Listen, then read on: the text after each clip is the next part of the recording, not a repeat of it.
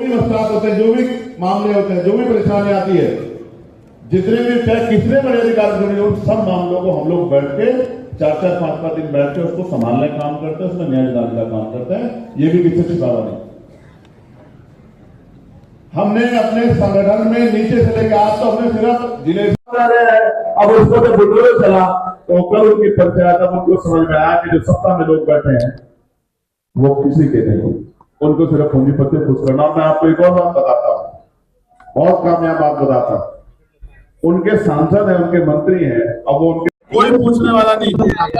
सरकार लगातार जो धार्मिक अल्पसंख्यक है, मुसलमान हो, जैन हो, सिख हो, ईसाई हो, बुद्धिस्ट हो, उनकी धार्मिक आजादी को कुचल रही है। ऐसे में कोई दल उनकी बात नहीं रख रहा है, आईडी नीचे रखो भाई, विश्वास पैदा हो रहा है, वो सबकी तरफ देख रहे हैं। आजाद समाज पार्टी का मानना है कि भारतीय संविधान ने सबको बराबर का अधिकार दिया है, जीवन देने की गारंटी दी है। अगर उनके अधिकारों पर हमला हो रहा है तो किसी ना किसी को बोलना है। वो शुरुआत आजाद समाज पार्टी की है कि आज हमने पहला सम्मेलन किया है मुस्लिम समाज के भाइयों का, अन्य समाज के भाइयों को मिलकर के उसके समस्याओं को जानकर उसका समाधान करेंगे और उनको अपनी पार्टी के मैनिफेस्टो में लाके सरकार बनने के बाद उनका हल करेंगे। इसलिए हमने शुरुआत की। चंद्रशेखर जी, आप इंडिया ब्लॉक में क्यों नहीं है? क्या कोई कोशिश है इंडिया ब्लॉक में जाने की? आजाद समाज पार्टी जमीन पे बहुत मेहनत कर रही है। आज का सम्मेलन इस बात का उदाहरण है। लगातार प्रबुद्ध सम्मेलन चल रहे हैं और फिर इस बीच में सम्मेलन, कल फिर सम्मेलन है आजमगढ़ मंडल का मऊ में। जनता में आजाद समाज पार्टी के प्रति प्यार विश्वास बढ़ रहा है। ये इस बात का उदाहरण है कि आने वाला कल आजाद समाज पार्टी का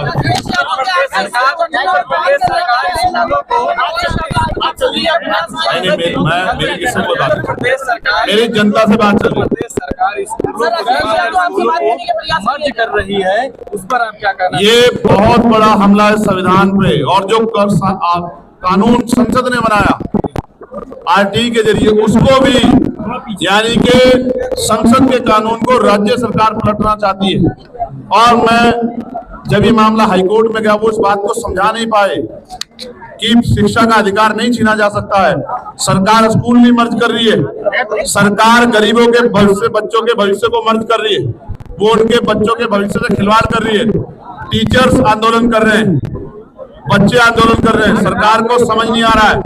इसलिए आजाद समाज पार्टी आने वाले कल में कावड़ का त्योहार खत्म होने के तत्काल बाद प्रदेश स्तरीय आंदोलन करेगी। हमने इससे पहले भी जिला स्तरीय आंदोलन किया था, लेकिन अब शिक्षा का बाजारीकरण और ये मर्जीकरण रोकने के लिए, बिजली विभाग का निजीकरण रोकने के लिए हम लोग एक मजबूत आंदोलन लखनऊ में करने जा रहे हैं। बात की जानकारी मैं आपको दे रहा हूँ।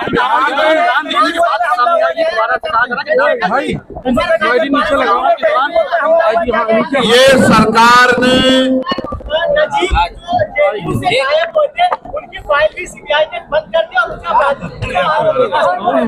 देखिए, ये बहुत बड़ा हमला है संविधान पे। जिस तरह से पढ़े लिखे लोगों को, निर्दोष लोगों को जेल में डाला जा रहा है, जिस तरह से रिपोर्ट जो है चाहे सीबीआई द्वारा या अन्य किसी संगठन को जिम्मेदारी सौंपी गई है कार्रवाई की, वो पूरी नहीं हो रही है, उनमें दबाव बनाया जा रहा है। लोकतंत्र में, संविधान पे हमला है। हम लोग इसका विरोध करते हैं और मैं सर्वोच्च न्यायालय से मांग करता हूं कि ऐसे सभी लोगों को जो उनका राइट है कि उनका केस चलता है, उनको बेल मिले, ये बेल का काम उनका होना चाहिए। बाराबंकी में क्या कहना चाहते हैं? क्या हुआ है? दलित युवक पे हमला हुआ है और उसका आरोप लगा है कि पंडित जी ने जाति सूचक यूज किया। अगर ऐसा हुआ है कहीं तो ये उसी जो तथाकथित हिंदू भाई भाई का नारा है, उस पर बहुत बड़ा हमला। इसका जवाब सरकार को देना चाहिए, मुझे नहीं। कि जो सरकार ये कहती है, मैं तो मानता हूं कि मनुस्मृति के अनुसार SC ST OBC के लोगों को अगर वो मंत्रों का उच्चारण करेंगे या मंत्रों का श्रवण करेंगे तो उनको तो दंडित किया ही जाता है। ये तो संविधान, उनका मनुस्मृति कहती है। लेकिन भारतीय संविधान में भी हो रहा है, तो सरकारों को इसका जवाब देना चाहिए कि उनकी कानून व्यवस्था क्या है।